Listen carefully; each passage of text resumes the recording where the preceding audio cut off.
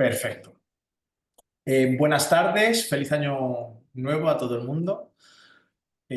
Muchísimas gracias por acudir de nuevo. Es un honor retomar, tras el parón de las vacaciones de Navidad, la formación del desafío CANSAT para acompañaros en el desafío CANSAT y que podáis presentaros con vuestros alumnos y con vuestras alumnas.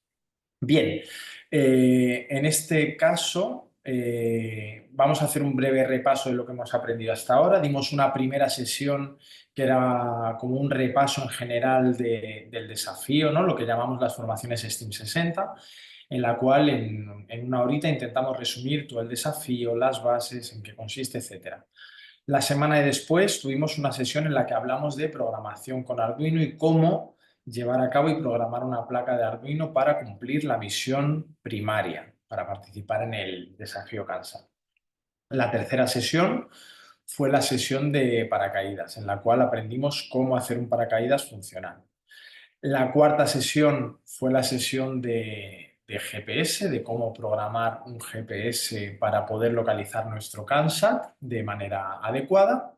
Y la quinta sesión, antes de Navidades, fue la del sistema de comunicaciones, el sistema que permite a la estación en base enviar y recibir datos de nuestro CANSAT, ¿vale?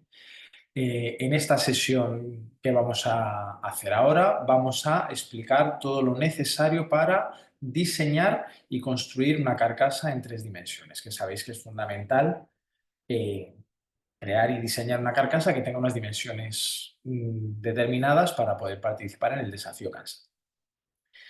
La semana que viene tendremos una sesión acerca de la misión secundaria. Hemos hablado con expertos en astrofísica del Instituto de Astrofísica de Andalucía, les hemos hablado de en qué consiste el desafío CANSAT y la semana que viene distintos expertos en distintos campos os van a proponer cosas que se podrían resolver con un CANSAT. Nos van a dar la misión secundaria, pero va a ser como una sesión de en dónde está la ciencia en este momento dado para que podáis intentar responder algunas de esas preguntas con vuestro CANSAT.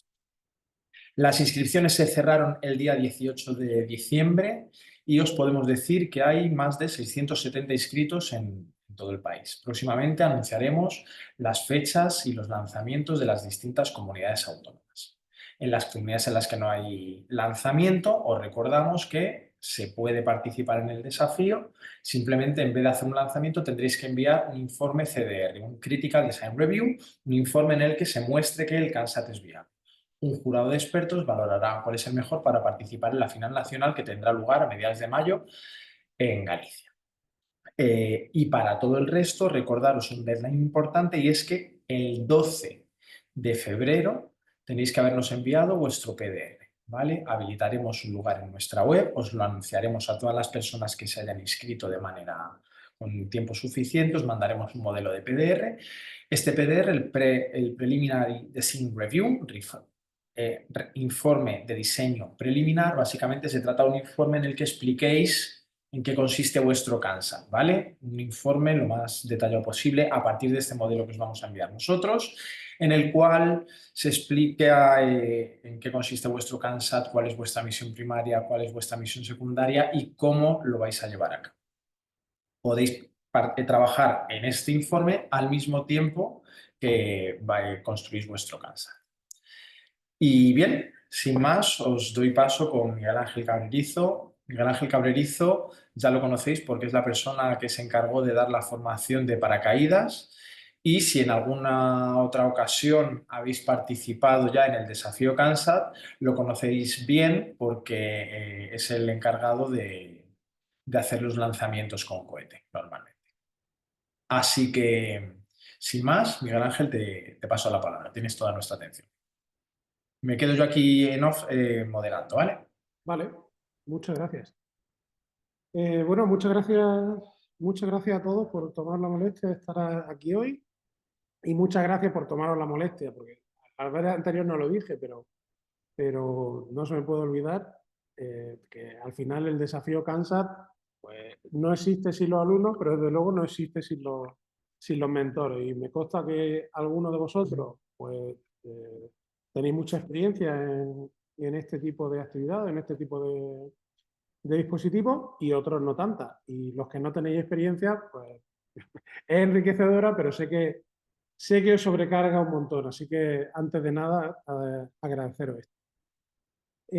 Vamos a hacer hoy la formación va a ser un poco menos convencional de lo que es habitual, ya si cabe, porque la parte que compete a la carcasa pues no tiene mucha ciencia, o sí, depende de toda la dificultad que vosotras queráis darle, pero hay un montón de cosas asociadas a la carcasa y alguna cosita que me dejé del día de paracaídas o que hoy me he traído algún ejemplo, y si os parece bien, pues vamos a intentar dar un repaso breve. Sobre todo porque es que si no, vamos, nos va a sobrar tiempo y seguro que a estas alturas que ya habéis empezado a trabajar tenéis más dudas.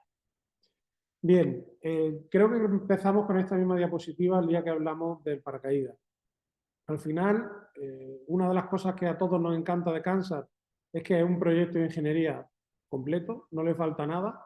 La única diferencia entre los proyectos de la NASA, la ESA o aquellos que llevan a cabo el resto de agencias, pues básicamente el presupuesto y el alcance, pero todos los elementos de los que debe disponer un proyecto real son exactamente los mismos a los que al final tenéis que incluir en vuestro caso. La parte científica me consta que no la habéis dado todavía, pero la vais a ver con una gente muy apañada y muy cañera.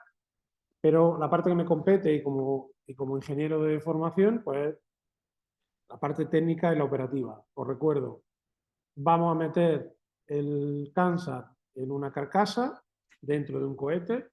La carcasa es como esta. Ahora después la veremos con más detenimiento. Ese cohete va a salir aproximadamente a 10 Gs desde la rampa de lanzamiento a unos 600, 700 metros de altura. Allí se desplegará, caerá con más o menos gracia según el diseño del paracaídas y el plegado de este en conjunto con el Kansas, y de ahí progresará hacia el suelo, esperemos que con delicadeza, enviando todos los datos que tenéis previstos. Y esa es la parte operativa. Si entramos un poquito más en detalle, yo tengo por aquí un montón de carcasas. Esta es lo que veis en la imagen, lo que tenéis aquí es el modelo clásico o media mitad de carcasa de la que incluye la Agencia Espacial Europea en su guía. La guía es... Un segundo que la tenía por aquí. La guía es esta. Esto lo dejaré un segundo aquí. Estáis viendo, si alguien me puede contestar, estáis viendo una pantalla de un navegador que pone Teach with Space. Sí. Sí, se ve, se ve. Bien, esta es la guía clásica de Kansas. Esto no sé si es del año 18, pero en definitiva, pues es la primera guía que hicieron, y al final de la guía, aparte de que os lleva por un montón de experiencias que podéis hacer con los chavales durante este proceso hasta conseguir llegar al Kansas, tiene unos enlaces. Dentro de esos enlaces, que os pueden guiar con mayor o menor diligencia en cada uno de los puntos en los que podéis tener más dificultad, abajo están los archivos STL, que es de estereolitografía, donde la ESA tiene unas carcasas que os voy a intentar compartir aquí. ¿Vale? Entonces, es la mitad del 3D, Si os fijáis ahora en mi cámara, pues son dos mitades que con mucho cariño y con algo de ajuste cierran y ya tendréis vuestra carcasa configurada. Bien, sin despistarnos, tengo que dejar de compartir. ¿Cuáles son las dimensiones de esta carcasa? Espero que todos hayáis leído las bases de Kansas, son bastante importantes.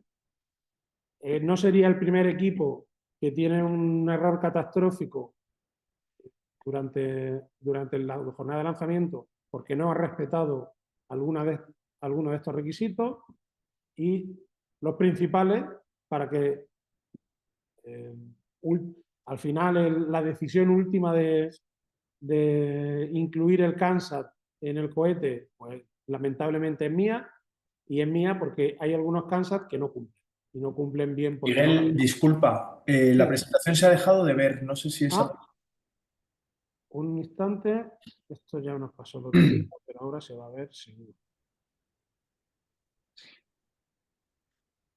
Perfecto. No, espera, que no era esta la que yo quería ver. Perfecto, ahora sí se ve. Ahora se ve. Sí, el requisito de la carcasa, 115 milímetros por 66. Maravilloso. Vale, pues un segundo que ahora no se va a cerrar. Bien. A ver si me deja. Aquí. Vale. Como decía, es importante que se cumplan los requisitos dimensionales, porque si no, primero, no, no tendríais por qué ser admitido a la competición, y segundo, podéis poner en riesgo el vuelo o el despliegue de los otros casos. Como os decía, 115 milímetros de longitud, la carcasa, 66 milímetros de diámetro, y ahí tiene que estar todo. ¿Qué es lo que puede sobresalir de aquí? Pues de aquí puede sobresalir algún anclaje para el paracaídas. De aquí puede sobresalir la antena, que yo recomiendo que la antena, siguiendo las recomendaciones de formación, creo que de este año y del año pasado, pongáis un cable de la longitud adecuada, un cable que pueda ser razonablemente maleable y, por supuesto, no estar ni por debajo ni por encima de 350 gramos. Esto parece una obviedad, pero no sería la primera vez que llegamos a las verificaciones finales justo antes de cargar el Kansas en el cohete, y resulta que el Kansas pesa menos de 300 gramos y por lo tanto no cumple. Y algunas veces pesa 295 y otras veces pesa 240 gramos y le faltan 60. Y 60 gramos es un montón de lastre. Alguien incluso una vez, en plena desesperación, llenó el Kansas con un montón de tornillos o de tuercas pequeñas que tenían en el cajón de las herramientas. Pues fue su fin. El Kansas empezó a echar humo, se quemaron todos los componentes, porque bueno, al final las tuercas son metálicas, el metal conduce, hizo un corto en la placa y allí acabó. Y allí acabó el proyecto de ese pobre equipo que había trabajado tanto. Miguel, disculpa que te interrumpa. Mira, hay una pregunta que está al hilo de lo que estamos hablando, por eso te interrumpo. Preguntan desde Castilla y León. En la carcasa que has mostrado tiene 3 taladros en cada base del cilindro.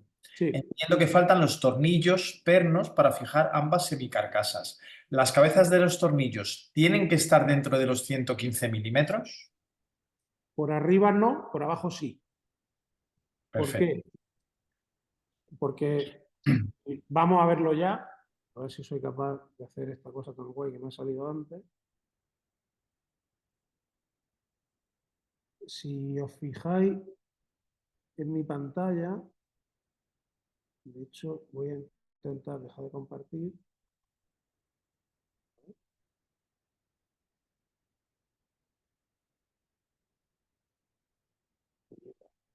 Que no me ha salido bien.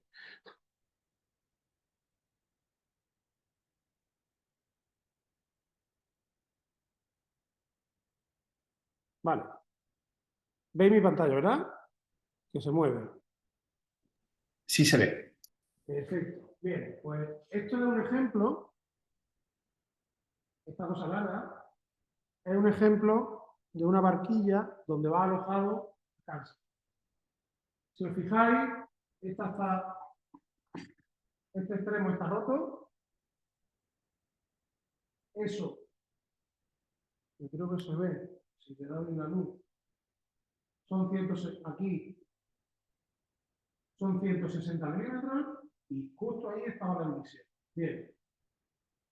Por abajo, si sobresalen los tornillos, va a subir un poco para que quepan los tornillos de abajo y os va a restar espacio arriba. El espacio arriba, yo siempre negaré que os haya recomendado que tengáis espacio arriba. Si podéis, diseñad una carcasa o cerrad la carcasa de forma que no sobresalga nada. De hecho, esa carcasa que os he enseñado, esta carcasa no necesita que pongamos esos tornillos. Si cerramos la carcasa, simplemente, si cerramos la carcasa simplemente poniendo una vuelta o una vuelta y media de precinto transparente desde las cajas, esto no se va a abrir. No se va a abrir en la vida porque tiene un montón de sección que tendría que trabajar a constante, pero parte por algún otro motivo más. Contestando a tu pregunta, por abajo, no. Por arriba, muy a regañadientes, pero nos tenemos que aguantar. Pero yo lo evitaría. ¿Por qué? Porque este tipo de cuerda, que es la que funciona bien, se puede enganchar con cualquier cosa afilada, cortante o con un mínimo filo que dejéis. Entonces, no merece la pena arriesgarse y es mucho más recomendable modificarla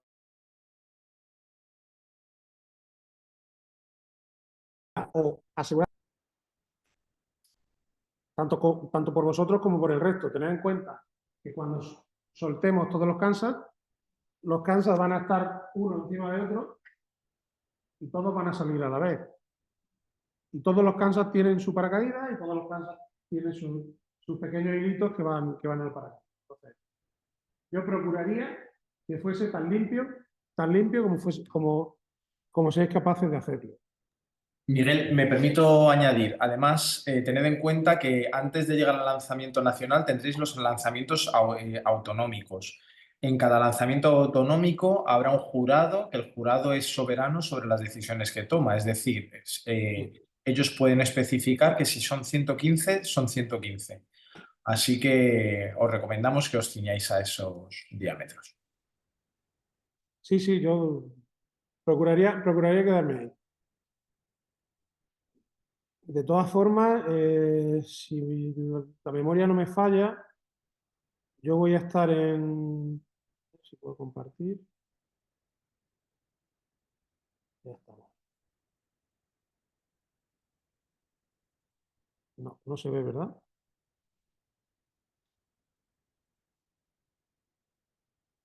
¿Se ve mi presentación?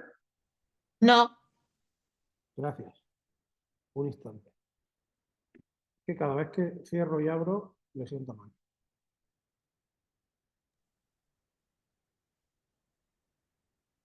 Vale, ahora sí se ve.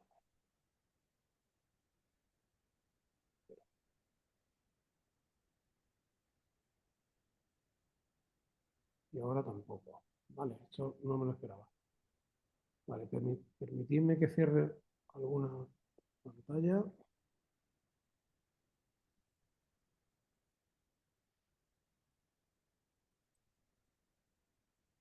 sé por qué.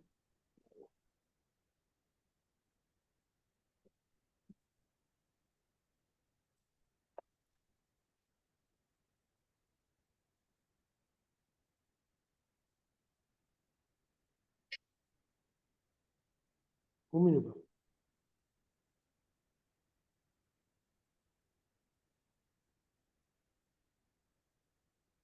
Ya se ve. Sí, pero veis solo mi fondo. A ver. si soy capaz de que se vea la presentación. Ahora sí, ¿verdad? Sí. Vale, vamos a procurar no cerrarnos. Bien. Dejando claro el asunto de las dimensiones y del peso, de verdad, no dejéis de pesar. Esta masa de 300, 350 gramos es incluyendo el paracaídas y todo, en orden de vuelo. No la descuidéis porque es lo último, es una cosa fácil de solucionar y que no necesitáis que aflore el día del lanzamiento. Bien, resistencia estructural durante la operación. El CANSAT no va a sufrir durante el lanzamiento esos 10G, porque va aquí y va sujeto con eso, y aunque parezca mentira, aguanta. Pero, y lo hablábamos el otro día, que tengo por aquí un paracaídas tamaño de CANSAT. Lo hablábamos el otro día. Si se vuela en condiciones de viento, o si se hace el lanzamiento en condiciones de viento, el instante desde que el paracaídas va plegado hasta que se abre, cuando se abre de golpe, ahí sí pega un tirón. Y pega un tirón muy importante. Esto, por cierto, es paracaídas casi de tamaño estándar para 300 gramos. Si se abre de golpe, es difícil cuantificar la G porque depende de cómo de rígidos sean los cables y cómo de rígido sea el anclaje, pero sí va a ser un impacto, vamos, una aceleración importante.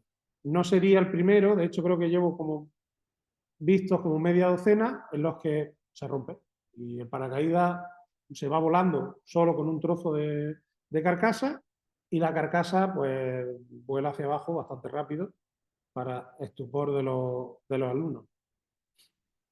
Por favor, no descuidéis ese asunto. ¿Qué formas tenemos de asegurarnos que no va a haber problemas? Si, por ejemplo, tuviésemos esta carcasa, de hecho es que eso que os he comentado es fácil que le pase a esta, que tiene, bueno, esta no porque está pegada y no sé cómo de pegada. Pero carcasas en las que hay 3 piezas diferenciadas así, si utilizamos esos 2 taladros que se ven aquí para anclar la cuerda o el trozo de cabo que sujeta el paracaídas, es muy fácil que le quitemos la boina, que caiga por un lado esto y por otra parte lo demás. ¿Forma de evitarlo? Una forma de evitarlo, a lo mejor, es que nuestro cable pues vaya por dentro, por favor, por dentro hasta entre por arriba, vaya hacia abajo, entre otra vez y suba hacia arriba. De manera que siempre tengáis algo que lo sujete todo. Eso, o algún refuerzo metálico, o alguna pieza, o simplemente un diseño de carcasa que hayáis probado. Y eso lo vamos a repetir un montón. No dejéis de hacer pruebas de toda clase. Una prueba puede ser cogerlo, soltarlo desde una altura equivalente y dejar que pegue el tirón. Muchas veces os recomiendo que lo lancéis con el paracaídas desde cierta altura, cuanto más mejor, de manera que hagáis 2 cosas, verifiquéis qué pasa con esa apertura súbita del paracaídas y otra, que verifiquéis de verdad que la velocidad, la tasa de descenso es la que perseguís. ¿Qué más cosas tiene que permitir esta carcasa? Vais a abrir y cerrar el CANSAT cientos de veces, muchas. O porque se ha desoldado algo, o porque tenéis que cambiar un componente, o la batería, o... Bueno, el elenco de motivos son inimaginables.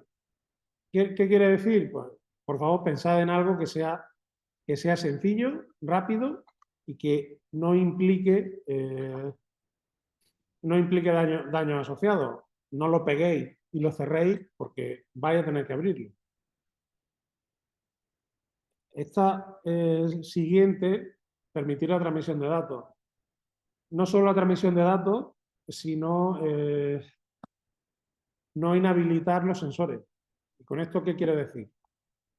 Se hace una carcasa totalmente cerrada y en esa carcasa totalmente cerrada ha estado funcionando la electrónica 1 hora o 2 y no sería raro que en algún lanzamiento en los que o bien alguien se ha retrasado o bien tenemos que esperar a algún político, que también son importantes, o bien se nos ha denegado temporalmente la autorización de vuelo de lanzamiento porque hay un tráfico comercial o tripulado o simplemente porque en ese momento no se puede lanzar, es posible que vuestro Kansas esté 1 hora o incluso 2 dentro del cohete consumiendo batería. Y como ya sabéis que la energía ni se crea ni se destruye, pues al final el Kansas se calienta. Si no habéis permitido que haya agujeros, como por ejemplo en la imagen, vuestra lectura de temperatura no va a ser fiable. O ya no es que no sea fiable dentro del cohete, es que cuando despleguemos, el Kansas va a tardar menos tiempo en bajar de lo que vuestro sensor va a ser capaz de registrar porque no ha habido intercambio dentro. Esto que digo para la temperatura, pues no pasa tanto para la presión, pero puede pasar por si usáis algún sensor que evalúe parámetros ambientales, concentración de CO2, de hidrocarburos, bueno, hay 1000 cosas que os puedo. Vosotros ya a esta altura ya sabéis más que yo de esto. Tenerlo en cuenta, ¿vale? La carcasa tiene que ser resistente, tiene que tener las dimensiones adecuadas, su masa y además tiene que servir para el propósito que queréis. De verdad que esto parecen obviedades, pero en serio que por la presión y porque tenéis poco tiempo y porque muchas veces lo hacen los alumnos o se hace demasiado rápido, pues pasan estas cosas y luego las ves y es una obviedad, pero solo las ves cuando las ves. Herramientas de diseño. Hay infinidad. Con cualquiera de estas que pongo aquí se puede abrir ese archivo y modificarlo a gusto. De hecho, veis que ahí tiene 3 agujeros y esta, que es el original, no tiene nada.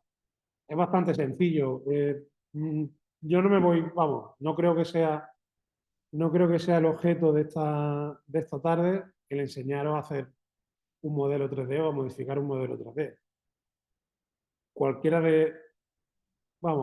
no, pero tranquilamente una cuarta parte de los alumnos que participan en este desafío nos da sopa con onda a la mayoría haciendo este tipo de modelos. Simplemente hay que tener en cuenta eso. Puede ser bonito, puede tener el logo de la escuela, del instituto, puede hacer 1000 cosas, pero que funcione. Una vez que tenéis el modelo, el software que os he enseñado antes es este de arriba, que es el Prusa Slicer.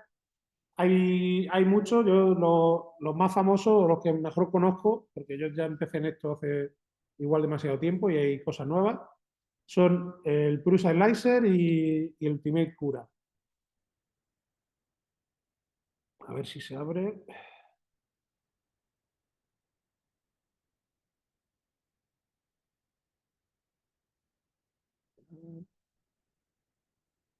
¿Alguien me puede decir qué pantalla estáis viendo?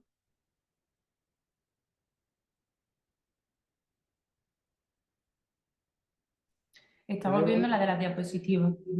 Vale, un instante.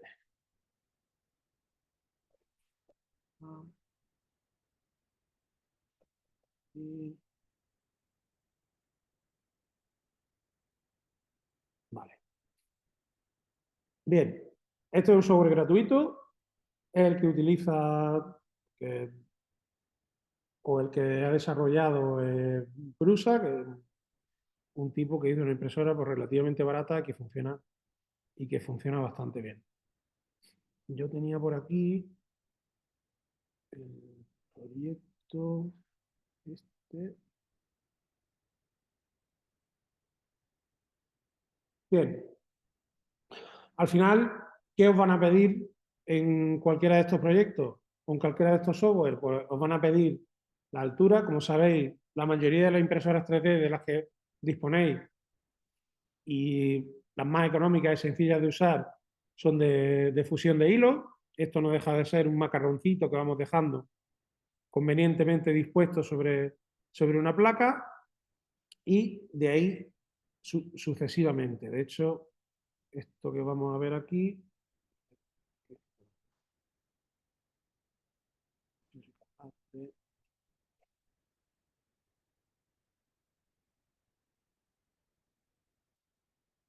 Aquí arriba a la derecha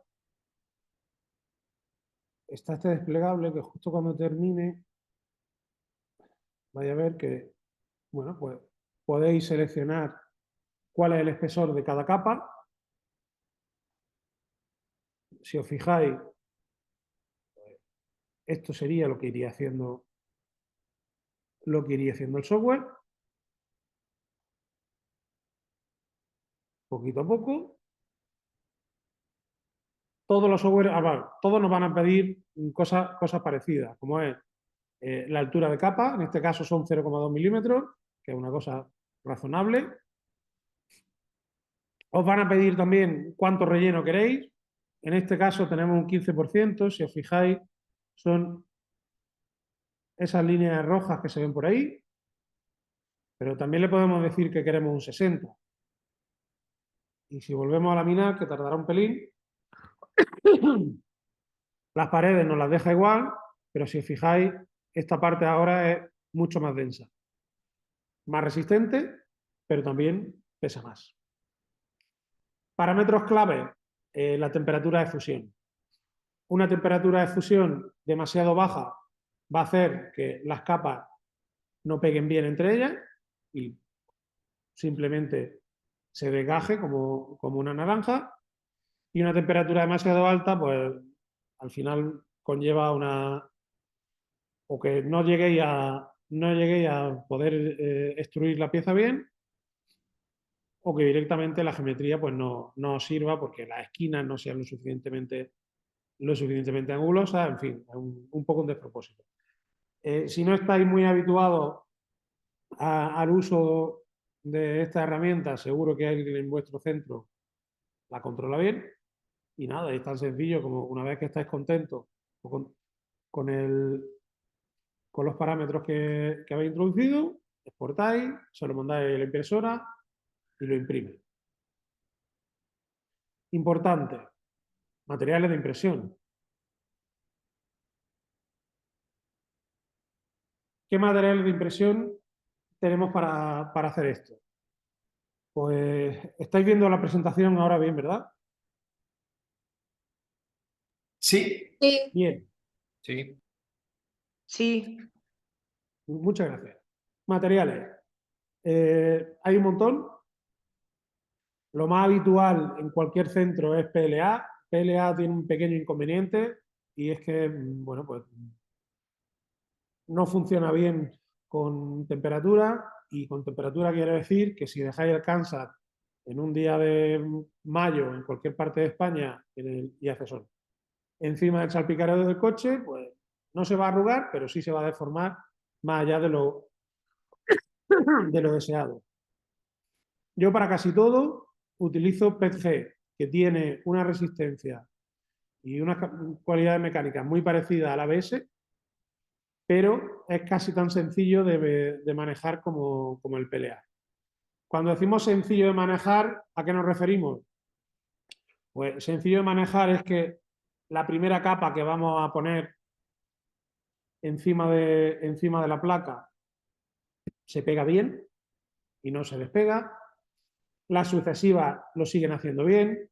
Cuando llevamos muchas capas, al ABS, si no se tiene cuidado, le pasa algo parecido que al barro. Cuando vaya a un pantano y hay una parte que está seca y ves que la arcilla se ha cuarteado y que los extremos se curvan hacia arriba, bueno, pues aquí pasa lo mismo. La base empieza a levantarse porque la capacidad de retracción del ABS es suficiente como para ir doblando las capas sucesivas. Y bueno, y alguna pequeña otra jugarreta que os puede hacer. Tenéis policarbonato, hay algunos policarbonato, polipropileno, hay infinidad. Normalmente con PETG o ABS es más que suficiente y todo aguanta. Por supuesto, en precio, estas tres están muy cerca, 20 o 25 euros el kilo, y el resto pues, normalmente se disparan. Estos tres plásticos los imprime casi cualquier impresora y a medida que nos vamos a plásticos con unas propiedades mecánicas mucho mayores, con mayor precio y mayor dificultad de impresión, la capacidad de la impresora normalmente también tiene que ir a pareja, porque en vez de imprimir a 210, entre 210 y 240 grados, pues hay algunos plásticos que te obligan a imprimir casi a 280. Y eso, pues, bueno, pues no es que te vaya a quemar, pero incrementa mucho el riesgo de retracción, de que no se pegue bien. Vamos, los problemas, como ya os digo, se multiplican y realmente no merecen. Bien, paro aquí un segundo. Hasta aquí, por favor, alguna... Ah, vale, veo que sí hay alguna duda. Higinio. Vamos a hablar del enganche al paracaídas. Por supuesto que puede sobresalir por encima de los 115 porque es parte del paracaídas, pero yo no dejaría nada metálico y eso lo veremos ahora después. Víctor Borrero, cuando dice el filamento, es lo que acabamos de hablar, el filamento para impresión o el hilo para el paracaídas, es que no... Ah, vale, he contestado. Y media palabra. Por favor, ¿alguna cosa? Miguel, yo te he ido haciendo las preguntas que han salido hasta ahora y las dos que quedaban son las que ya la había respondido y la del paracaídas que acabas de responder. Así que en principio estamos al día. Perfecto. A no ser que alguien quiera decir algo ahora, vamos. Ya sabéis que aquello que decía Forecamp, que tonto es el que dice tonterías. Y normalmente tonterías no se dicen en ninguna formación porque si lo supiésemos no estaríamos aquí. A ver. Bien. Vuelvo a incidir en esto, y no es porque sea muy pesado, es porque es muy importante. Los paracaídas.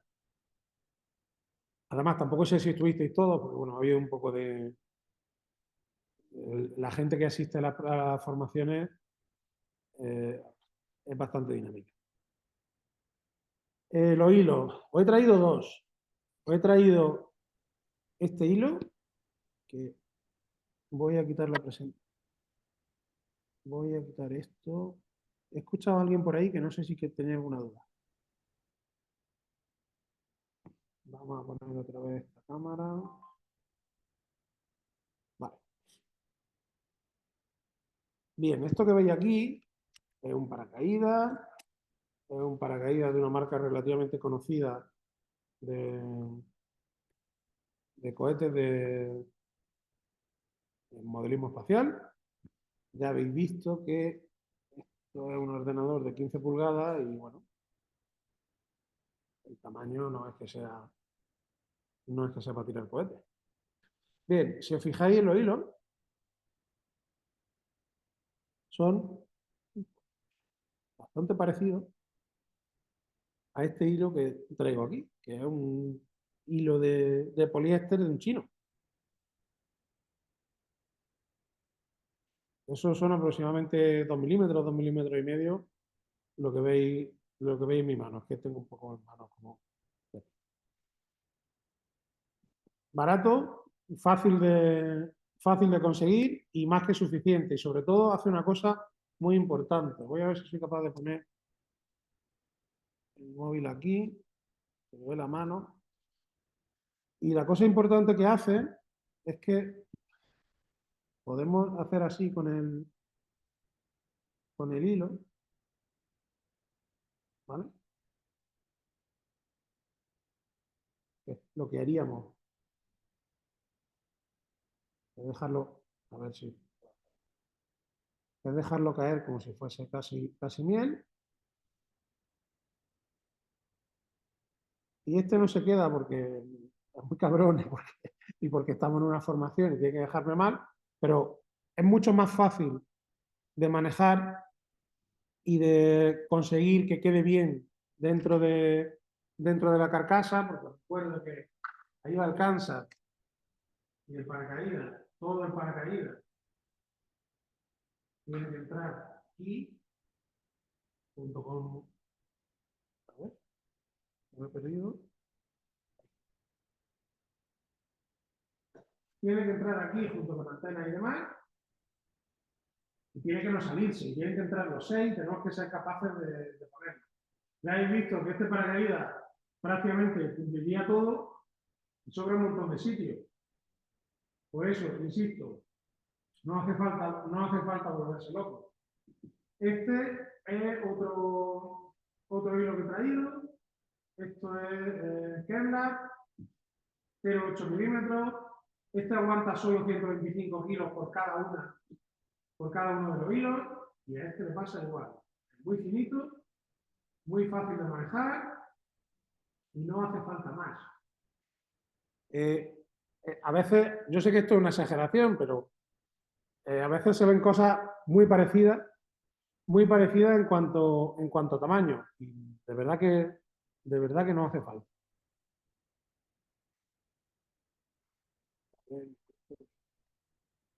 Vale.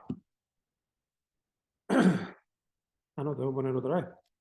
Material del paracaídas. Esto es lo que os comentaba, que es el nylon ripstop. Este es bastante más grueso que este. De hecho, podéis ver perfectamente que este lo arrugo. Y este, pues, lo arrugo, pero tiene un apresto distinto. Este ya sería casi grueso, vamos. Esto es tela de un paracaídas casi de verdad. No se ve la cámara. Ah, perdón. A ver. ¿Ahora sí lo veis? Sí, la cámara se ve en la cámara de Miguel, que está en la parte de arriba. Lo que vemos en la... Espera, dejo de tienes compartir. Miguel, ahí está, perfecto. Dejo de compartir y ya tenéis que verlo por ti. Bien. Este es el paracaídas que os he enseñado antes, ¿vale?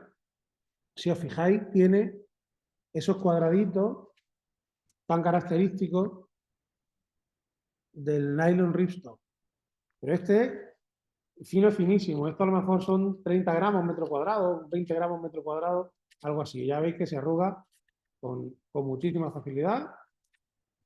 Se queda en su sitio y sería fácil de plegar. Este, por ejemplo, lo pedí en AliExpress hace algún tiempo y es igualmente útil. Tened en cuenta que todo esto que veis aquí, que casi cabría, con la palma de mi mano, pero por unos cuantos, pues de aquí realmente deberían salir pues, fácil, dos paracaídas. Vamos, sin problema. Y no pesa nada. Ya habéis visto que además no deja pasar el aire. Bien, volvemos aquí.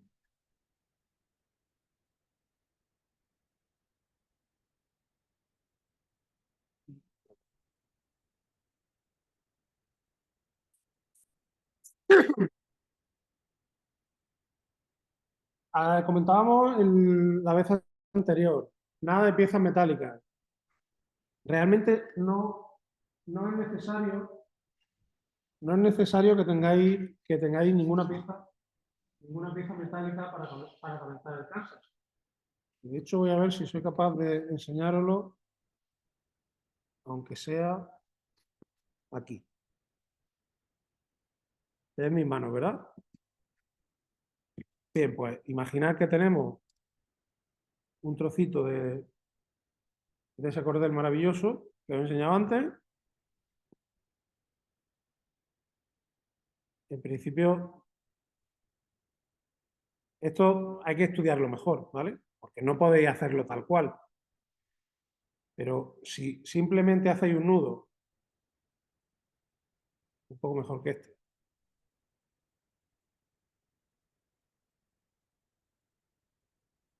pasáis por algún agujero o por varios, y aquí simplemente ponéis una arandela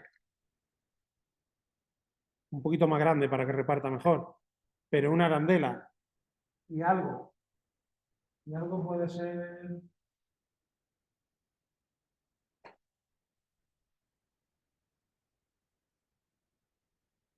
Algo puede ser un palo, ¿vale? Ya lo tenéis resuelto, pero vamos, puede ser un palo, una anilla, un trozo de tornillo, cualquier cosa que vaya a aguantar ese esfuerzo y ya tenéis resuelto. Ya tenéis resuelto cómo sujetar el cáncer. Que os quedéis más tranquilos o no habéis hecho nada para que haya continuidad mecánica entre esta parte y el fondo, porque abajo tenéis lastre, tenéis las baterías, tenéis un montón de cosas que pueden hacer daño. Bueno, pues os lo curráis un poquito y ponéis bien el hilo, incluso hasta abajo, dando la vuelta. A ver, este ahora no va a entrar porque he hecho el nudo.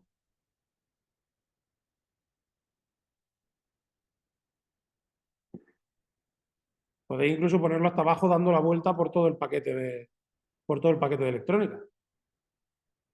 O no ponerlo así, pero con esto lo único que quiero es incidir en la importancia de que contéis con que de aquí va a haber un tirón muy fuerte, pues tranquilamente 5 kilos de fuerte o 6. Ya habéis visto en las bases que tiene que aguantar 50 newtons, todo el paracaídas y todo el sistema del paracaídas. Pues por lo menos que aguante eso. A ver, yo traía más cosas. Bien, sí, en la presentación, porque muchas veces, algún año me habéis preguntado, ¿y qué hacemos?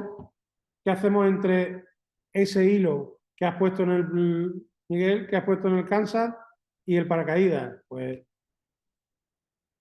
si queréis, ponéis un quitavueltas, que puede estar muy bien. Si queréis, ponéis un quitavueltas, y si no queréis, pues no hace falta. O sí, depende de cómo vuele vuestro paracaídas. Por eso es tan importante que lo probéis.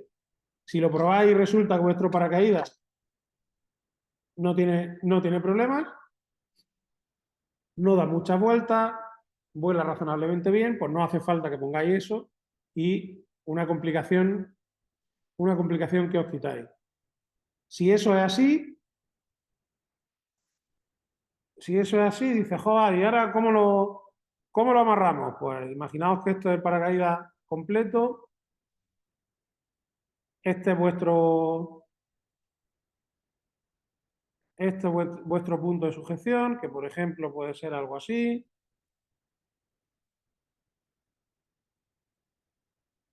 ¿Vale? Bueno, pues sería tan sencillo como hacer así.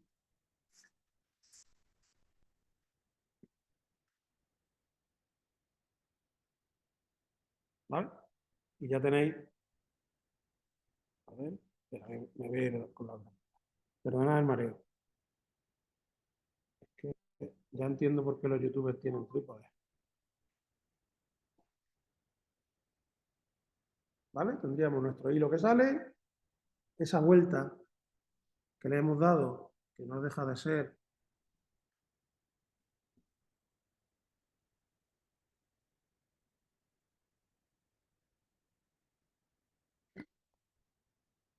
segundo.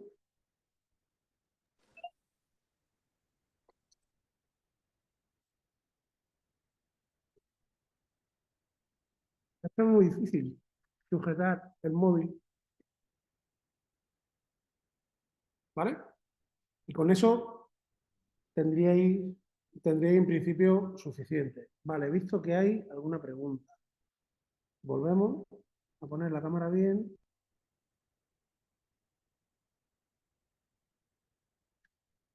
A ver.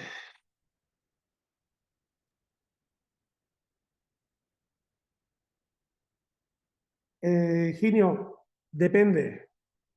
El quitavueltas depende de cómo vuele. Por eso digo que lo probéis. Hay paracaídas, hay conjuntos de paracaídas y Kansas que no se mueven, nada, bajan tal cual salen, bajan hacia abajo sin girar, y otros que parecen una peonza. Depende de lo que estéis midiendo y de lo que llevéis dentro, pues igual no os interesa. El peso máximo, Víctor, es con paracaídas, es peso total. Bien, volvemos aquí que tenía alguna cosa más. Bien. Lo hablamos por encima el otro día, pero es un aspecto que tenéis que abordar cuando vayáis a diseñar la carcasa. Y el interruptor. El interruptor lo vais a encender y apagar un montón de veces porque vais a tener que reiniciar, reiniciar el Kansas. Es un elemento muy crítico porque dependiendo del diseño, pues algunos sufren con las vibraciones, otros sufren porque no queda muy claro hacia dónde está, hay veces que no sabes si lo ha encendido o no lo ha encendido, o hay veces que yo procuro, uno de los motivos por los que procuro no ser yo quien pone el Kansas dentro de la carcasa es porque en alguna ocasión lo ponéis de tal forma que quien lo pone, simplemente porque está todo tan comprimido, acaba apagando el Kansas y tiene bastante mala pata.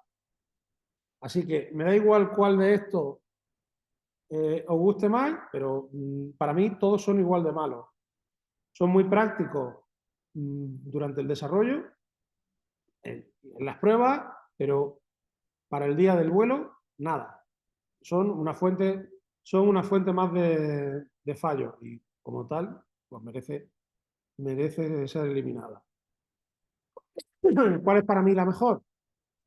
Ponemos un conector, ¿vale? Esto que veis aquí a la derecha es una representación un poquito burda, pero esto sería una solución muy buena. Imaginad que somos capaces... A ver si esto me deja pintar.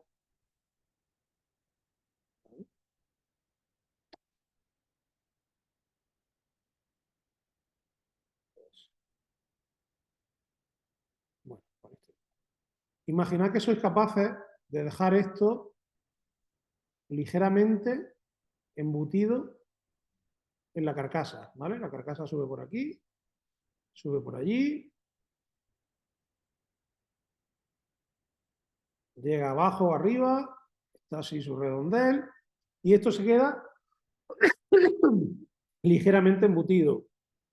Con estas patas que veis aquí, somos capaces de anclarlo a una placa, una PCB, y aquí ponemos sus dos contactos, que irían los dos al posible. Vamos, esto lo pondríamos en vez de un interruptor.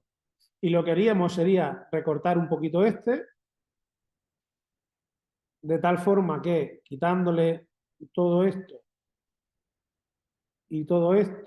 y estas dos piezas y soldando entre aquí y aquí, si metemos este conector dentro del conector hembra, automáticamente cerramos el circuito.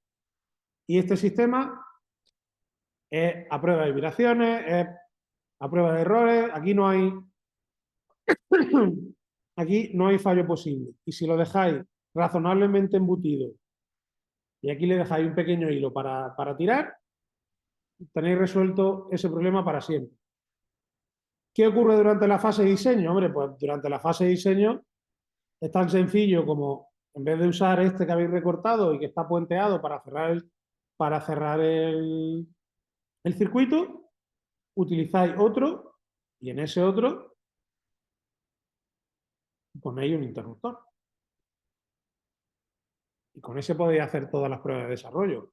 Pero para cerrar el día del lanzamiento, algo que sea a prueba de vibraciones, a prueba de las manos de Miguel y a prueba de las manos de cualquiera que esté nervioso. Esto que veis a la izquierda es otro tipo. Todos estos que veis aquí son tipos de sensores que podéis utilizar. Incluso estos son bastante pequeñitos. Estos son bastante pequeñitos y permiten hacer esto razonablemente fácil. Vamos, es que si estáis muy desesperados, incluso podéis poner un conector DuPont en el que puenteéis pues, o bien el macho o bien la hembra. Depende de lo que, de que os interese más una cosa u otra.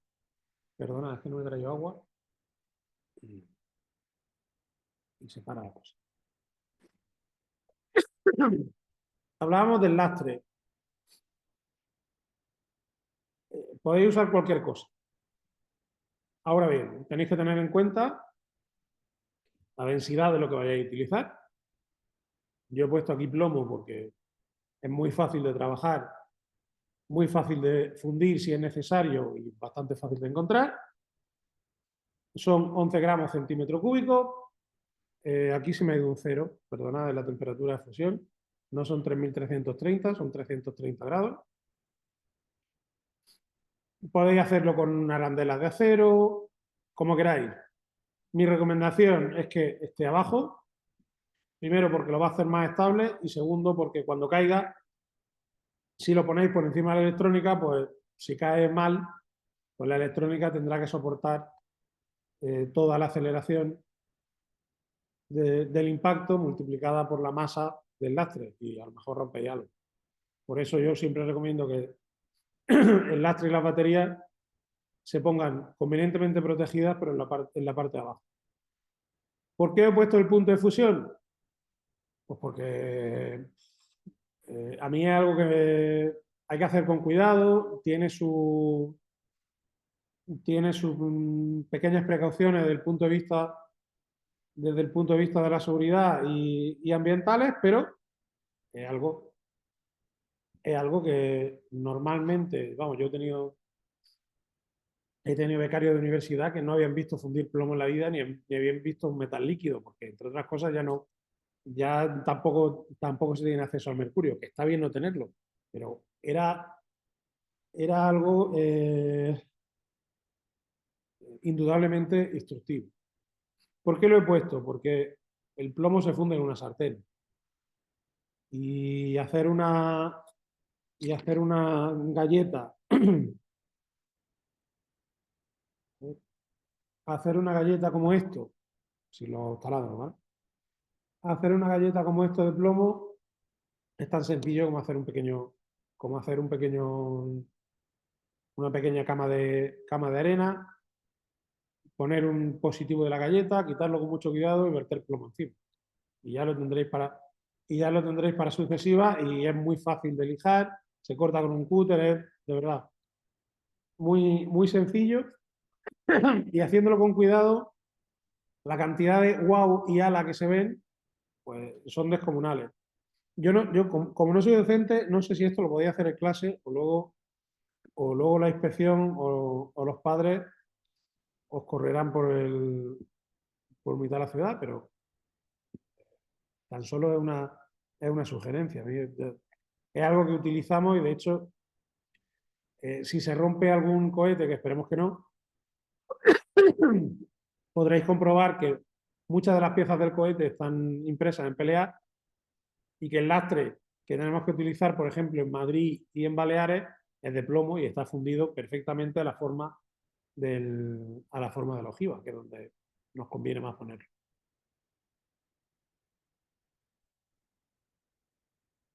Bien. Y con esto lo dejo todo claro. Por favor, ensayo. Yo sé que no tenéis tiempo, o no todo el que os gustaría, pero una mañana haciendo cualquier tipo de prueba os puede salvar el proyecto de cosas que no esperáis. No es una leyenda aquello de que el transbordador, los transbordadores de la NASA hasta hace no mucho tiempo estaban gestionados por un 286. Un 286 sabemos lo que es, gente vieja como yo. El resto, a lo mejor os suena un Pentium, pero poco más.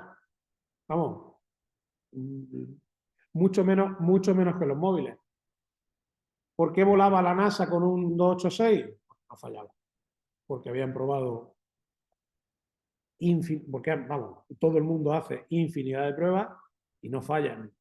¿Por qué Elon Musk ha hecho en un poquito de tiempo lo que el resto de organismos gubernamentales y participados por muchos políticos llevan haciendo décadas? Él lo ha hecho en unos pocos años porque hace pruebas. No le da miedo hacer pruebas y además hace pruebas en las que lo prueba todo y normalmente de un fallo catastrófico se aprende mucho más que de 5 años de teoría.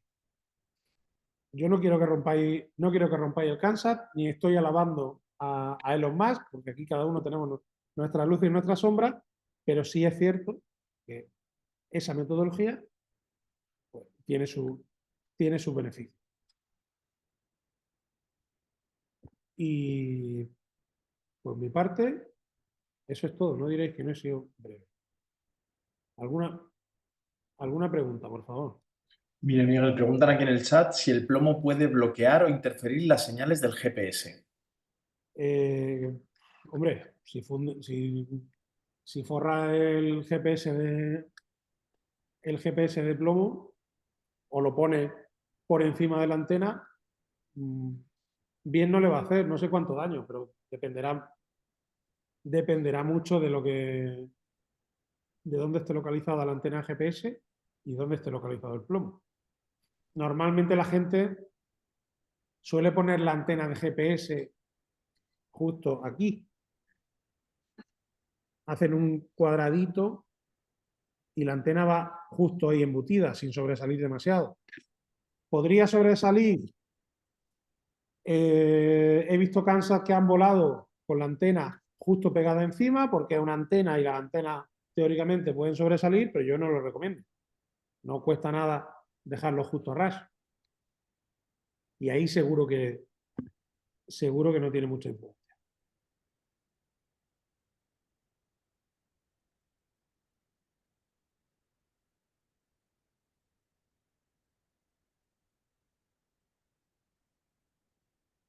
¿Alguna pregunta?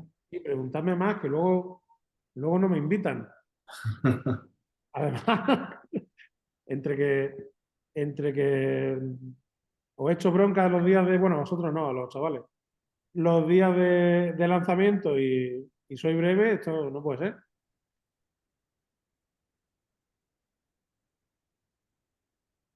Mira, yo tengo una pregunta.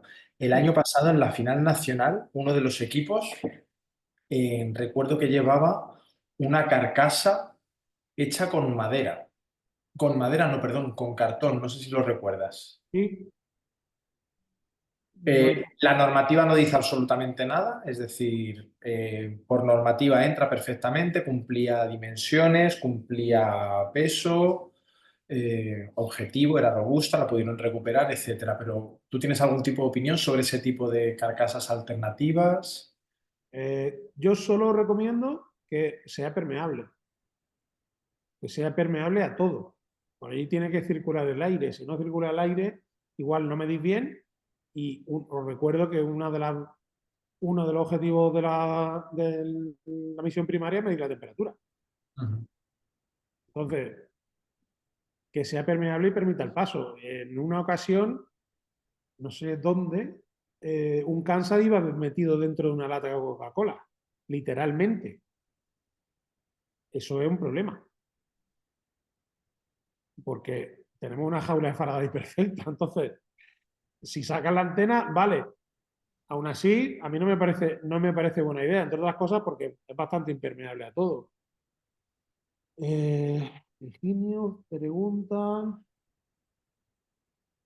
Te leo si quieres. Dice, el cable de antena de 16 centímetros para frecuencia de 433 MHz del Kansat, ¿la dejamos fuera de los 115 centímetros o que salga cuando se se abra el paracaídas? Eso es muy difícil de hacer. Habitualmente lo que se hace, si me veis bien, habitualmente lo que se hace es que soléis procurar que salga por un agujerito, sea el que sea, y aquello está libre.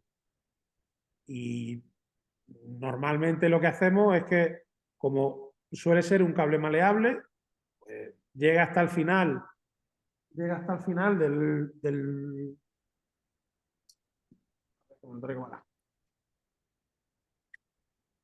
el final de la carcasa. Vamos, hace un pequeño bucle y normalmente se pone aquí o se le da la vuelta para que quede detrás y no de la vara durante el lanzamiento, pero fuera, no hagáis inventos, de que salga después. Dijisteis, sí, una antena flexible de 16 centímetros. Un cable. 16 milímetros, me imagino, No, ¿no? 16 centímetros de largo. Vale. Un cable, si no hay ningún problema. No hay ningún problema en que sea un cable, pero que sea un cable flexible que podamos utilizar. Da igual que esté, ya se estirará. Es que además no puedes controlar que no se estire, que no se doble. Tú simplemente necesitas esa longitud. Vale. No sé Aprovecho si- para decir, eso, estamos hablando mucho todo el rato de las medidas. El Club Róbotica de Granada ha diseñado este año estos medidores, que son los que se han utilizado en otros momentos para la final, para medir. Esto de aquí son 115 milímetros, es el tamaño que tiene que tener la lata. Esto de aquí es el diámetro y hay aquí este poquito, si no me equivoco, Miguel, para lo que sobresale la antena sobre el cansado. Ahí, en esa altura, con un diámetro de 66 milímetros, tiene que entrar todo lo demás. Eso es, tanto paracaídas como antena, ¿no? Paracaídas, antenas, las cuerdas del paracaídas, todo. Vamos, es que además, ya lo habéis visto, es que no hay más espacio. Son 16 centímetros y no hay más porque si no, no caben. Tendríamos que reducir un Kansas y bueno, en cualquier caso es que las bases originales dicen eso. Además, en este caso, insistimos, o sea, las bases tienen muchísimos requerimientos, hay requerimientos acerca de presupuesto, campaña, de muchas cosas, pero en este caso todos los temas de tamaños y de pesos, si no me equivoco, tienen mucho que ver con la seguridad, que el lanzamiento sea... Es que si todos no cumplen, el que no cumpla y pueda poner en riesgo, podéis no cumplir por abajo. 66 milímetros y 115 es un máximo. Si conseguís hacer un Kansas cuadrado de 30 por 30 por 30 milímetros, aquí vais después gloria. Las dimensiones son máximas y son máximas porque es lo que cabe. Y esto va muy justo dentro de otro tubo. Entonces no puede sobresalir nada, tiene que quedar bien, bien embutido aquí, porque lo que puede ocurrir es que si algo se atranca durante la salida, a lo mejor ya ha pasado en una ocasión, sale el paracaídas del cohete, pero un Kansas se ha quedado atascado y se han quedado todos los Kansas dentro del cohete. Y el cohete baja mucho más rápido que el Kansas. De hecho, el cohete tiene un paracaídas pequeñito y otro grande. Y cuando eso pasa, se rompe el cohete y a veces se rompen algo los Kansas porque el sistema de paracaídas del cohete está pensado para la masa del cohete, no para la masa total al despegue. Litio-ion 18650, sí. Mirad, el problema que tienen las LiPo y en general cualquier batería de litio plana, y por plana es incluso las de 9 voltios, porque si abrí una batería LiPo con carcasa típica de 9 voltios, está compuesta por 3 baterías planas de LiPo. El problema es que estructuralmente son un desastre.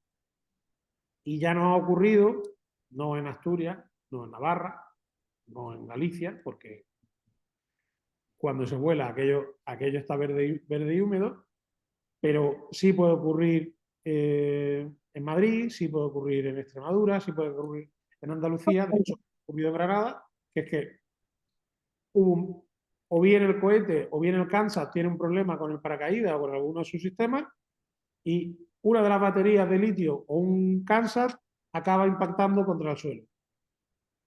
Si tiene una batería plana, casi siempre se incendia. Y no sé si habéis visto, bueno, ya sí lo habréis visto porque con el tema de los vehículos eléctricos está más que viralizado. Esos fuegos son imposibles de extinguir.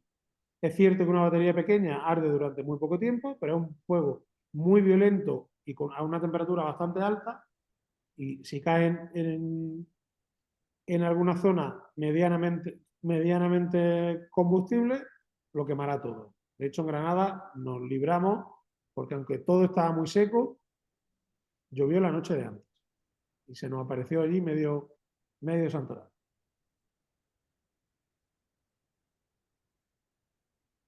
¿Alguna preguntita más? Os repito, Miguel lleva muchísimos años trabajando en estrecha colaboración con ESERO, conoce el proyecto muy bien. Entonces, cualquier pregunta que tengáis, de verdad, él os puede ayudar. No sé si ya habéis comenzado a construir vuestro Kansat, alguna duda que os haya surgido entre medias.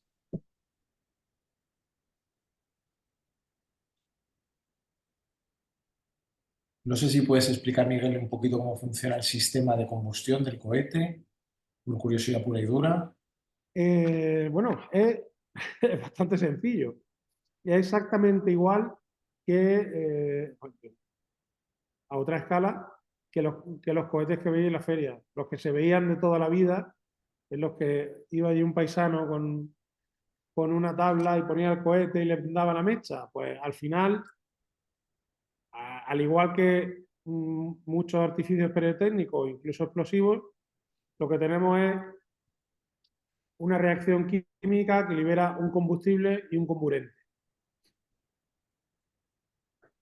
Y es lo mismo que veis, pues, bueno, pues cuando hay un soplete, que tenemos oxígeno y acetileno, oxígeno y butano o propano, o en cualquier fuego. Cuando tenéis un fuego y sopláis, aunque el aire sea frío, aunque el aire sea húmedo, si tenéis un fuego y sopláis, el fuego se aviva.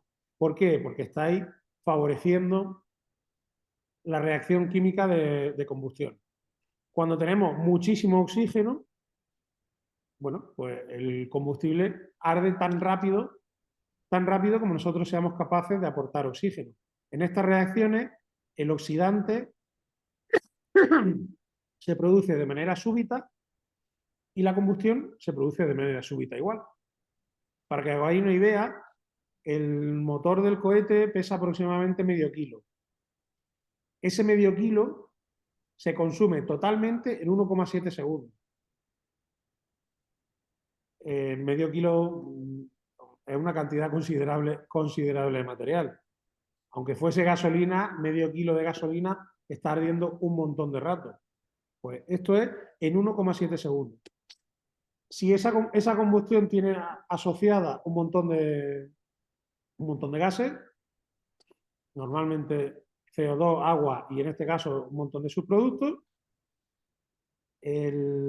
esos gases se producen de manera súbita. Súbita es que, pues el 1,7 segundos de motor quemado en gases, que es un volumen, pues algunos órdenes de magnitud superior, sale en 1,7 segundos por una boquilla no más ancha que la punta de esta brocha, y eso es mi dedo. Y al final, pues, acción y reacción, los gases salen a una velocidad cercana, superior, bastante superior a la velocidad del sonido, y por eso son tan espectaculares y suenan tanto. Y eso es lo que propulsa el cohete hacia arriba. Yo tenía alguna cosa que comentaros. No, ya no. Vale, yo tengo otra pregunta. Pregunta. Tú tienes muchísima experiencia, has hecho muchos lanzamientos en autonómicas, has hecho todos los lanzamientos nacionales en España, has hecho los lanzamientos en la final internacional, los años que se celebraba los lanzamientos internacionales, tienes mucha experiencia y has visto muchos Kansan. ¿Tienes alguna experiencia sobre cuál de los materiales de construcción de la carcasa son más resistentes o si hay algunos que indefectiblemente cuando caigan se rompen? Es que depende un montón del diseño de la carcasa, de la masa total y del paracaídas y de dónde caigan. Ya.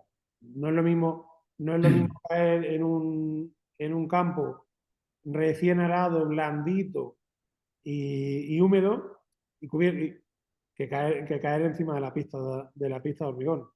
Ya. Y eso nos pasa también a nosotros. A ver, la carcasa no tiene por qué estar cerrada.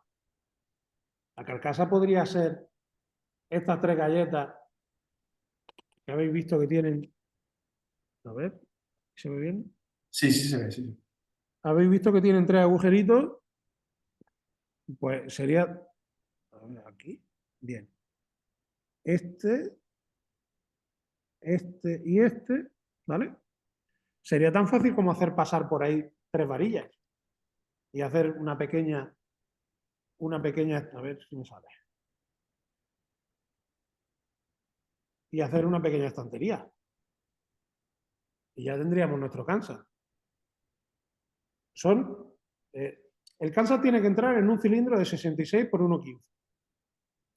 Nos da igual, como si queréis hacerlo cuadrado y solo del cuadrado inscrito, como si queréis hacerlo metálico, bueno, metálico, solo con esas varillas metálicas, o queréis es totalmente libre.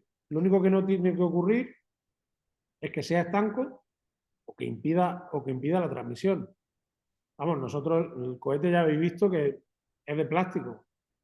Si lo hiciéramos de fibra de carbono, pues no sirve. No sirve. Aparte que es suficiente, estructuralmente es suficiente con esto y como a veces nos vemos obligados casi a romperlos porque tienen que bajar muy rápido para que no se pierdan o no causen daño fuera, pues muchas veces se rompen un poco.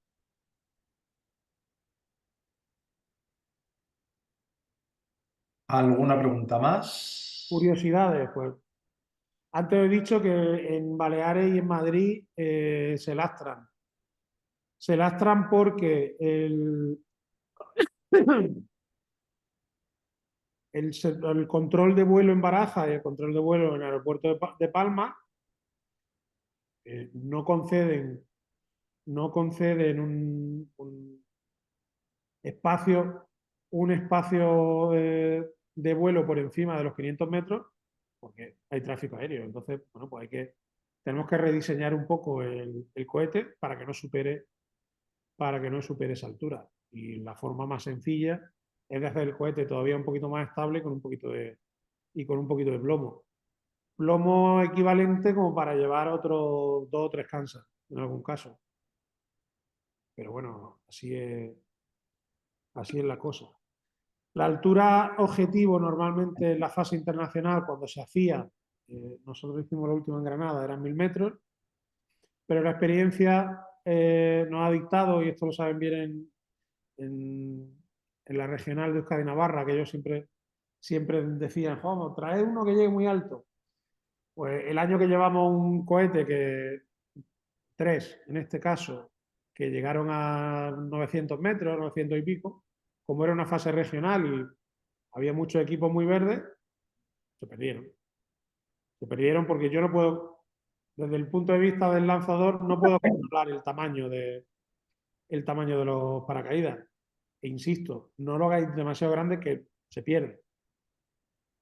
Y tiene mucha mala pata. Es mejor que el Kansas, en vez de volar 60 segundos, vuele 50, pero que lo rescatéis.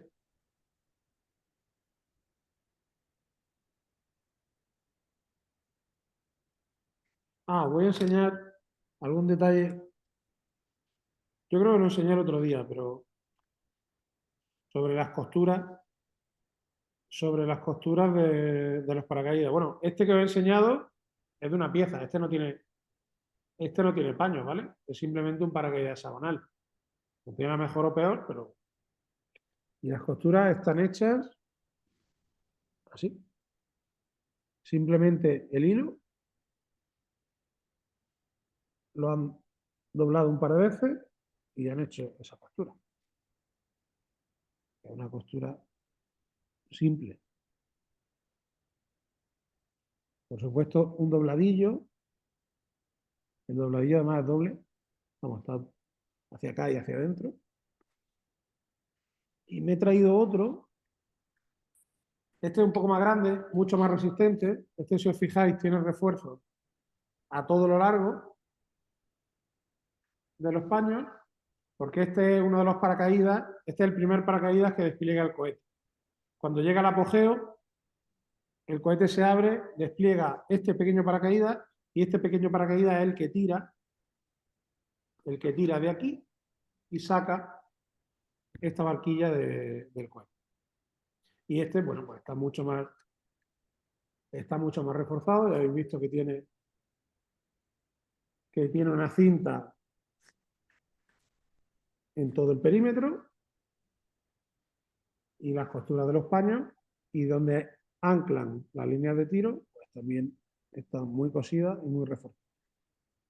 Pero este aguanta tranquilamente 300, 400 newtons. ¿Alguna pregunta, por favor?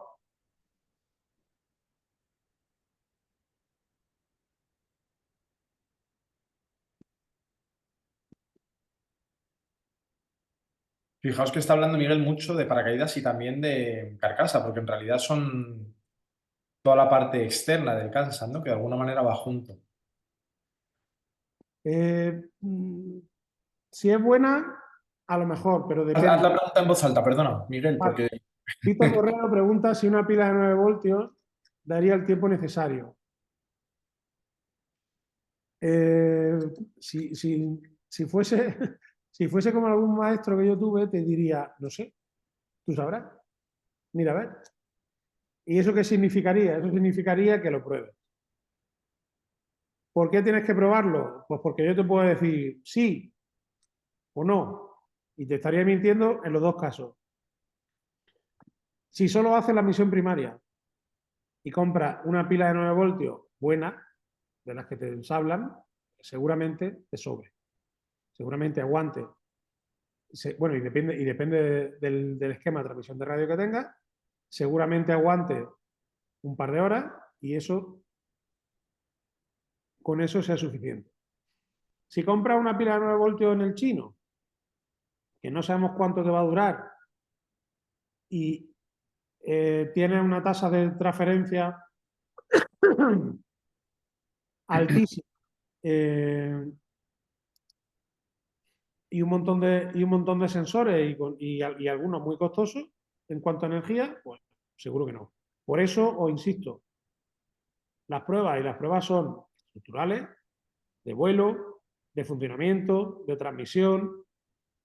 Tenéis que ver qué pasa. No podéis, igual tenéis que optimizar el sistema de transmisión de datos.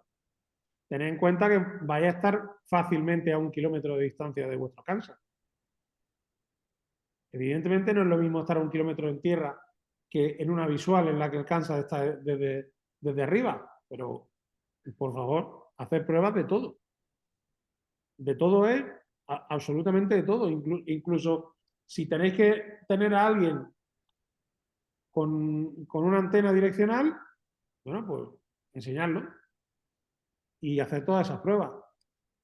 ¿Existe diferencia entre una antena por encima o por debajo? No lo sé. Yo te diría que no. El problema de si la pones por debajo es que por debajo te va a limitar el tamaño del paracaídas y de cualquier otro elemento. Pero, insisto, haz la prueba. Y la prueba es buscar un edificio alto e ir al parque de enfrente.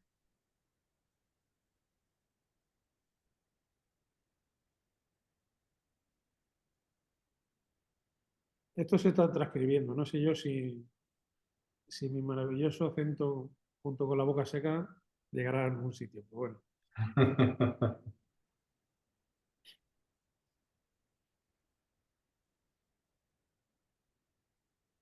¿Alguien más tiene algún tipo de duda, de pregunta? Normalmente los fallos, o casi todos los fallos que se ven, son por problemas de conexión. Aseguraos que sois capaces de cambiar la frecuencia. Si estáis utilizando el APC220 y no usáis LoRa, aseguraos que sois capaces de cambiar la frecuencia de transmisión relativamente rápido y fácil. Es otra cosa que tenéis que probar. Porque puede que el día de las pruebas de radio, o el día tengáis algún problema y tenéis que hacer el cambio sobre la pista. Los problemas suelen venir de ahí, de falsos contactos. Si podéis evitar usar cualquier conector barato. Barato es, por ejemplo, los POM, que antes he dicho que podrían servir para conectar. No es lo mismo conectar la alimentación que conectar algún sensor. Yo os recomiendo que todo vaya soldado y verificado antes, durante y después del ensamblaje. La batería. Una de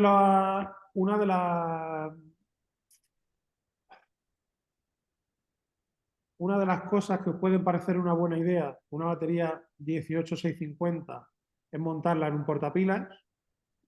Un portapilas, voy a ver si encuentro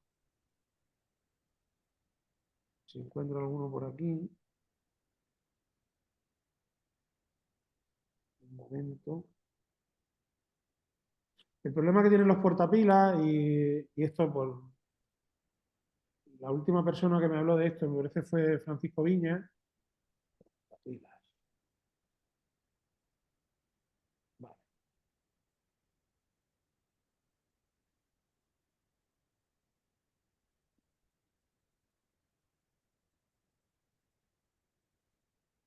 Un portapilas es esto. ¿Vale? Y aquí se ve la pantalla del navegador, ¿verdad, Manu? Perfectamente. Un portapilas es esto. Y aquí podríais poner, hay portapilas específicos para la 18650. Aquí podríais poner vuestra batería, lo podríais tener todo conectado, llevar varias baterías. ¿Cuál es el inconveniente? Pues a Francisco le pasó que durante el lanzamiento, la aceleración en el despegue desconectó la batería. Y como el sistema tardaba un tiempo en reiniciarse, pues en ese breve lapso de tiempo que desconectó la batería, pues hasta que volvió a armarse todo el sistema y volvió a transmitir datos, había transcurrido medio vuelo. Había subido el cohete, había empezado a bajar y nadie, a ver, eso era algo que nadie, Francisco muy bueno, era algo que nadie se esperaba, pero es que todas estas cosas pasan. Entonces, es muy difícil que sepáis o que caigáis en la cuenta de algo tan rebuscado, pero es que ocurre. A ver si soy capaz de salir de esto. Estoy pensando también, Miguel, por ejemplo, en el caso del equipo gallego del año pasado, que pusieron pegatinas en el paracaídas y no se llegó a abrir porque las pegatinas se pegaron entre sí, entonces su Bueno, cansar el se año cayó. pasado, sí, el año pasado hubo pegatinas, hubo encaje en otro, porque era algo típico, la verdad que era muy chulo. Creo que se voló bien. Sí, Hay un montón hemos visto de todo. Incluso en alguna regional ha llegado algún Kansas con un parapente. En la final europea llegó un Kansas que se dividía en dos, porque querían analizar la variabilidad espacial de un parámetro del suelo, y entonces caían los Kansas por separado, tenía dos paracaídas, vamos, estaba todo los ganadores de Madrid del año pasado, el Kansat estaba dividido como en dos partes y la parte de abajo giraba para medir las corrientes de aire, por ejemplo. También, ahí hay un montón de... No, pero simplemente he llamado la atención con respecto a las pegatinas, porque al final parecen un adorno inocente, pero pueden hacer que el Kansat no se abra y que no pueda tomar medidas al final por eso. de verdad, tiene toda la razón Manu y yo no caigo en esto porque me parece evidente, pero simplicidad. Vamos, cuanto más sencillo, menos aristas, menos huecos, cuanto más difícil sea que nada se enganche o se pegue, mejor os va a ir. Y es que además el día del vuelo el día de la final del año pasado en Murcia, hacía un montón de calor. Las pegatinas casi se derritieron. Otra cosa que tenéis en cuenta es la temperatura. Este año en la final no ocurre, pero puede que en alguna regional, dentro del cohete, se llegue a los 40 grados antes del lanzamiento, porque va a estar puesto al sol. Es blanco. Procuramos que sea blanco, pero al final es un tubo de plástico puesto al sol. Probad qué pasa con la temperatura. En la final internacional del año pasado, al equipo alemán se le paró el procesador.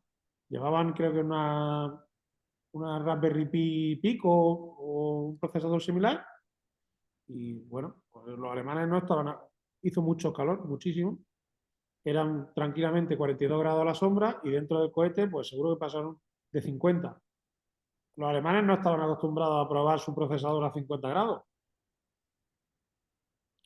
Y son todas esas cosas que se prueban porque ocurren y te joroban meses de trabajo.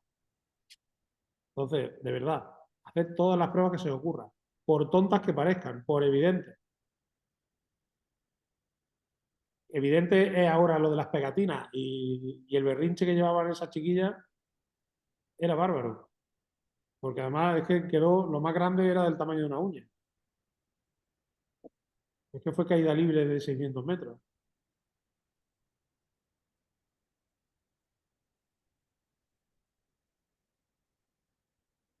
De todas formas, llamar la atención sobre que estas cosas pueden ocurrir. Al final, Kansas no deja de ser un proyecto educativo, es una simulación de un proyecto de ingeniería real. En proyectos de ingeniería real ocurren fallos.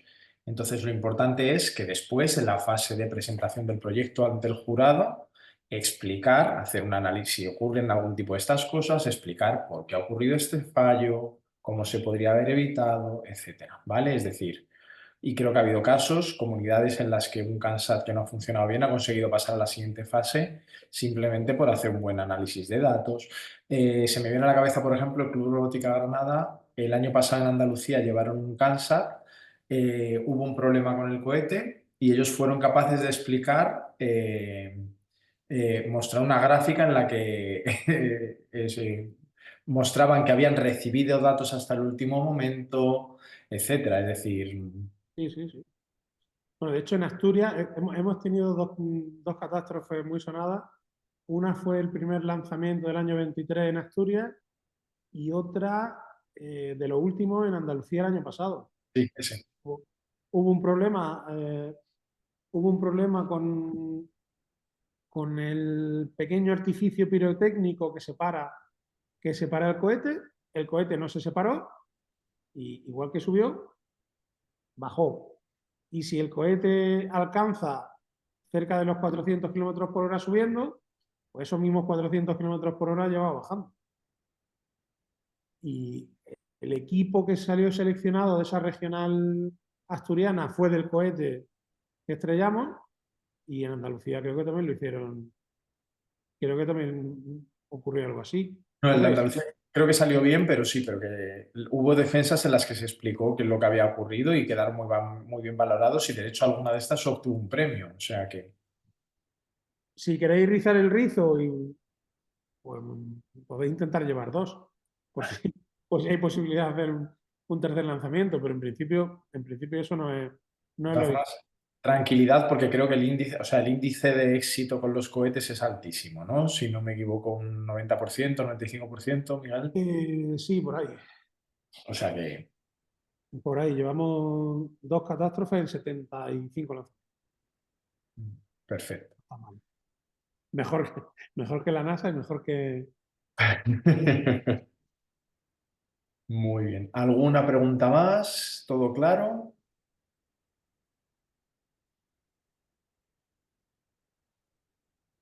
Bueno, por el chat nadie dice nada. Pues si os parece, dejamos aquí la sesión. Miguel, ¿tú quieres añadir algo de epílogo? Preguntad, por favor. Yo, si tenéis alguna duda, desde cero seguro que me la facilitan. Y si no, os voy a dejar en el chat mi correo electrónico.